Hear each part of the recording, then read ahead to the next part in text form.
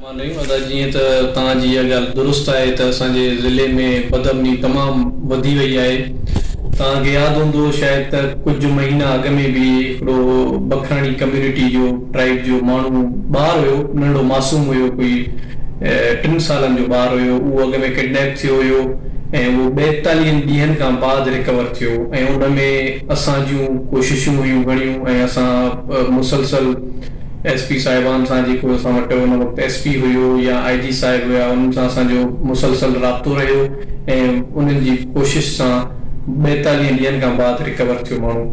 त हाणे हींअर कल्ह असांखे वरी ॿीहर हिकिड़ी ॾाढी अफ़सोसनाक ख़बर मिली आहे, हिकिड़ी ॾुखाईंदड़ ख़बर आहे त हिकिड़ो 2 सालनि जो ॿारु, 2-2.5 सालनि जो ॿारु, उहो वरी ॿीहर तंगवानी शहर मां किडनैप थियो आहे। उहो बि वरी ॿीहर बि बखराणी ट्राइब जो आहे।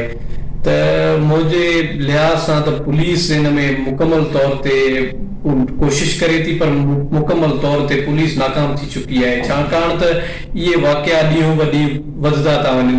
ॾिसो तव्हां, मोटरसाइकिल चोरियूं थियनि थियूं, उन खां अलावा माण्हू किडनैप था थियनि। हिन वक़्तु 14 माण्हू असांजे ज़िले मां किडनैप थियल आहिनि जेका हिन वक़्तु ताईं बाज़ियाब न थिया आहिनि। विच में असांजे ज़िले में जॾहिं अमजद शेख साहब हुया त असांजे ज़िले में अमन अमान जी सूरत हाल बहितर थी वई हुई, माण्हू हिकिड़ो सुख जो साहु खणनि पिया। पर हाणे वरी ॿीहर अनसर्टेन कंडीशन थी वई आहे ॾाढी, ऐं माण्हू जेको आहिनि त ॾाढा परेशान ऐं लाचार आहिनि। माण्हू एहतजाज करनि त कंहिंजे अॻियां एहतजाज करनि, उहे एहतजाज करनि था, पर उन ते पुलिस जो इहो आहे त पुलिस इहे वाक़िया थियण ई न ॾे, छाकाणि त माण्हू किडनैप थियनि था 20 ॾींहंनि खां 25 ॾींहंनि खां बाद पुलिस उनखे कोशिश करे बाज़ियाब कराए थी। पर असांजो इहो आहे त पुलिस खे इन ते एक्शन खणणु खपे। जेका हक़ीक़ी कल्प्रिट्स आहिनि, जेका इन में इन्वॉल्व आहिनि, ॾिसो लास्ट जेको केस हुयो बखराणी वारो, उन में बि जेका कल्प्रिट्स हुया उन्हनि खे कैफ़रे किरदार ताईं न पुॼायो वियो।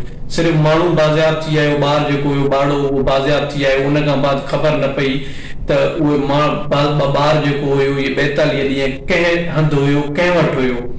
जेसि ताईं उहे कल्प्रिट्स जेका आहिनि उनखे कैफ़रे किरदार ताईं न पुॼायो वेंदो त असांजे ज़िले में अमन अमान न थी सघंदो।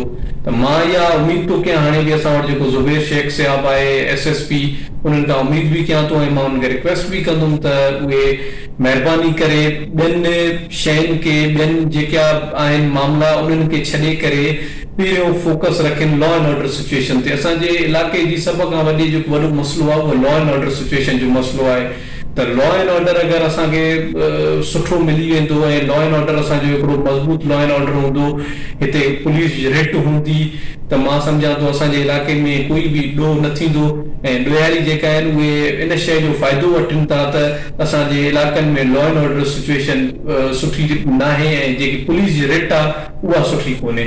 त मां उमेद थो कयां उन्हनि खां त इनशाला नंढो जेको ॿाड़ो आहे, असांजो राब्तो बि थियो आहे SP साहिब सां ऐं उमेद बि इहा आहे त इनशाला जल्द खां जल्द नंढो ॿारड़ो जेको आहे उनखे बाज़ियाब करायूं। ऐं बाबा सरदार महबूब अली खान बिजारणी साहिब जी बि IG साहिब सां, गुलाम नबी साहिब मेमण सां बि ॻाल्हि थी आहे ऐं उन्हनि बि असांखे इहा ई उमेद ॾेराई आहे त इनशाला जल्द खां जल्द नंढे ॿारड़े खे रिकवर कराए।